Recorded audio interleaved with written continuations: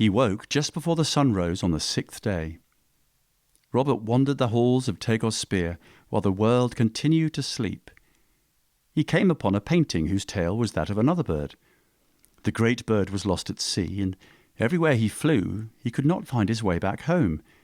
So he flapped his wings for miles and miles, but no matter how far he travelled, all he saw was water. The lonely bird called out to his friends, but his cries fell on deaf ears. The feathered creature began to lose hope, thinking that he would never find his home and never see his friends. Fearing this, the bird flew as high as he could, climbing the sky until he saw the bends of the earth. As he looked around the great blue heaven, all he saw was the sea below. In desperation, the bird gave a mighty shriek, hoping someone would hear him. But still, no one came to his cries. His wings began to grow tired, for he had been flying day and night.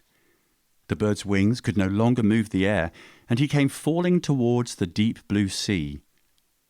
As his body hit the water, a monstrous beast consumed him. Inside the massive creature, the bird perished into ashes, as the beast that swallowed him was Leviathan.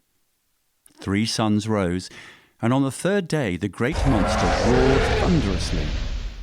Fire poured from the creature's mouth like a volcano bursting in anger. From the fire of Leviathan came a bird with feathers the colour red, orange, and crimson. Its wings were that of flames, and the bird that had died within the beast was born again. The fowl gave a piercing scream, and all who lived in the world heard its cry.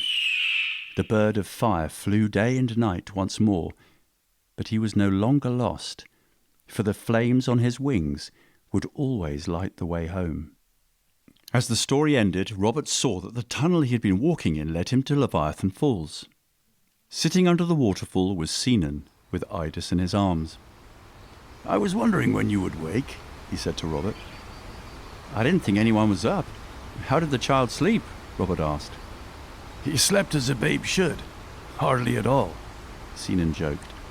He placed the boy in Robert's arms. Idus fussed briefly and then quietly fell back to sleep.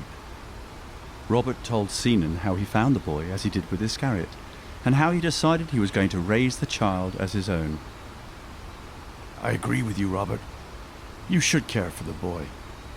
You found him for a reason. What that reason is, I do not know, but nothing is coincidence. There is only choice and purpose. You have made your choice, and now you must wait to see what the purpose of the choice is. Your actions are truly noble, Robert. I can only see goodness in your decision to raise